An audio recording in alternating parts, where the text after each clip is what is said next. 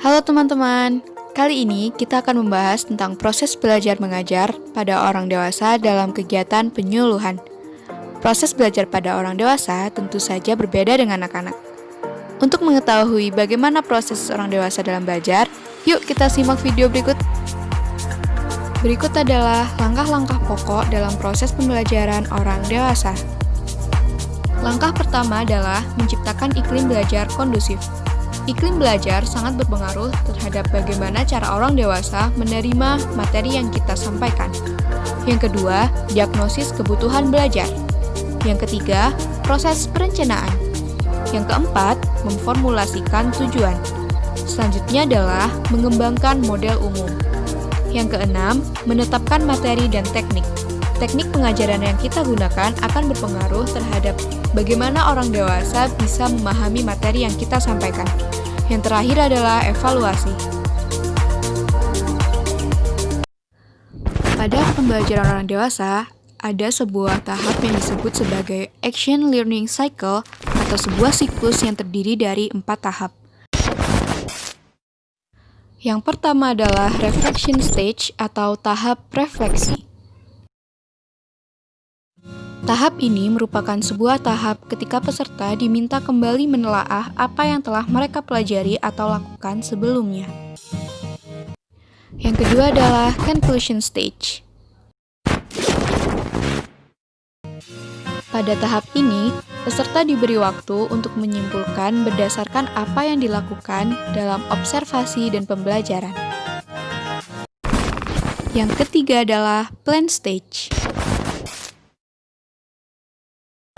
Pada tahap ini, peserta diminta untuk menyampaikan bagaimana mereka dapat meningkatkan performa mereka dengan menggunakan pengalaman pembelajaran mereka dalam sebuah rancangan tertulis. Tahap yang keempat adalah Action Stage. Pada tahap yang keempat ini, peserta diminta untuk melaksanakan rencana yang telah mereka tulis. Peserta juga mulai mempraktikkan pembelajaran-pembelajaran yang telah mereka dapatkan.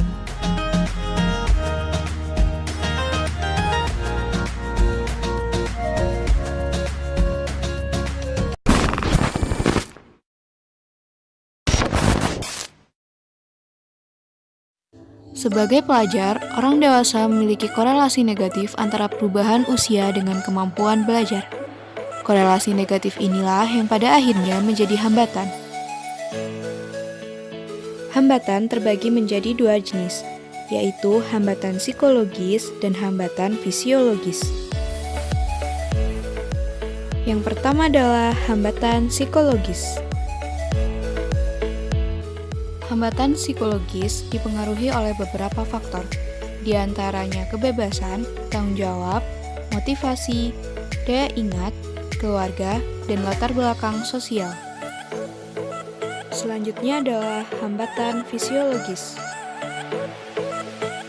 Hambatan fisiologis biasanya disebabkan oleh faktor usia. Yang menjadi hambatan fisiologis antara lain, titik dekat dan jauh penglihatan, persepsi kontras warna, pendengaran yang berkurang, pembedaan bunyi yang menurun, kekuatan fisik yang menurun, dan sulit berkonsentrasi. Ada beberapa tips dan trik untuk kalian agar memperlancar proses pembelajaran orang dewasa. Yang pertama adalah suasana saling menghargai sesuai dengan nilai dan norma yang berlaku pada masyarakat. Yang kedua adalah suasana penemuan diri atau tidak mendikte orang dewasa dalam belajar.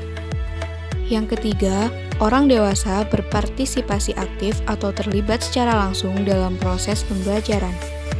Yang keempat adalah menumbuhkan suasana percaya dan keterbukaan agar lebih mudah dalam berkomunikasi dan berdiskusi. Yang kelima, suasana tidak mengancam, artinya membenarkan perbedaan dan membolehkan keraguan. Selanjutnya adalah melakukan evaluasi untuk penguatan materi yang telah disampaikan. Yang terakhir, suasana mengakui kekhasan pribadi atau perbedaan individual.